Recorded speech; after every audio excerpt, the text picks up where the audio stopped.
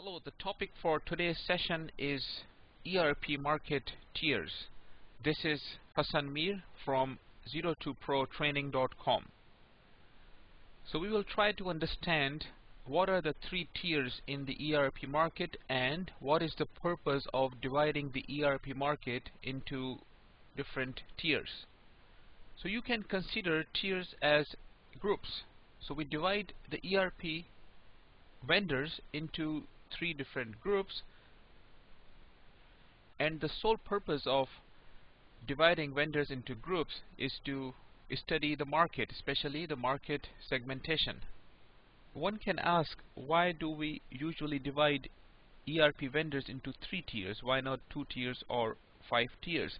The best answer for that would be all the vendors within one group would make certain kind of software. For example, all the vendors within tier 1 would make software that would reflect certain properties, and all the vendors within tier 2 will make software that would reflect yet different set of properties, and so on.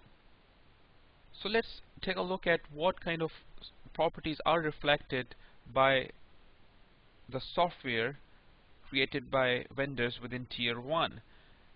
So this is the tier that is attributed to most complex and most robust software, and typically the software created by these vendors are used by large companies, and most of these companies are not only complex but they are global as well. And SAP, Oracle and Microsoft, these are the three vendors, only three vendors in this tier, and they make up the most portion of the ERP market, which I'm going to talk about in a different video.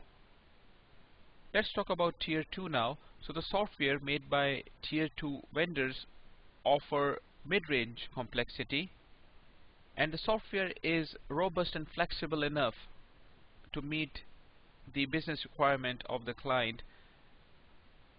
And tier 2 software is considered to be less burdensome to implement and usually used by mid to large sized companies. Not to mention, tier 2 software are usually cheaper to implement as compared to tier 1. So we noticed that tier 1 consists of three vendors only, SAP, Oracle and Microsoft. However, tier 2 consists of many vendors. For the complete list, you can go to Panorama Consulting's website. They are the leaders in the market research when it comes to the ERP market. However, here are few names. These are very popular ERP software that are part of tier 2: Epicor, Infor, Lawson and Sage, and there are many more companies. You can see the complete list using this URL. Now let's talk about tier 3. So the software made by tier 3 vendors reflect certain properties, including usually they are tailored to industry, meaning they are created for special verticals, for example construction industry or engineering industry and so on. And usually the case is that generic ERP software like Oracle and SAP and Lawson, they are unable to meet the specialized requirements of the client. Therefore, the client has no choice than to look forward to tier 3 software. They are tailored to special needs, but usually they are less customizable and typically used by small to mid-sized companies that have few locations and simple operations.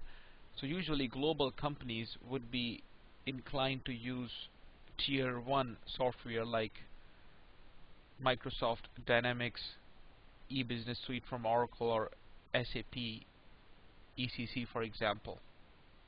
The complete list of the software made by tier 3 vendors is huge. You can go to this link to see the complete list. Here are some examples of popular software that you might have heard of: CGI, ERP Next, OpenERP, JDA, AGIS, Software 21, and the list is big.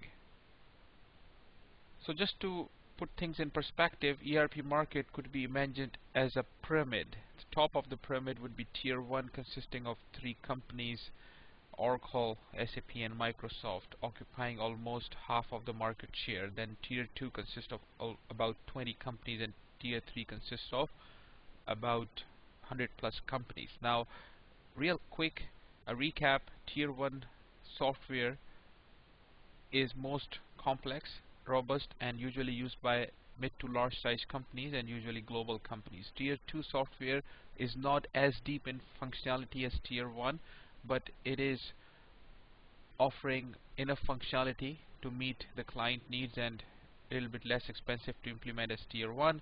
Tier 3 software is either used by specialized industry companies in a specialized area where they have special needs, or they are small to mid-sized companies where budgets are not big enough to accommodate tier 1 and tier 2 software. So that is some in substance of the ERP tiers, market tiers, and now we are in a position to understand the ERP market share in the next video.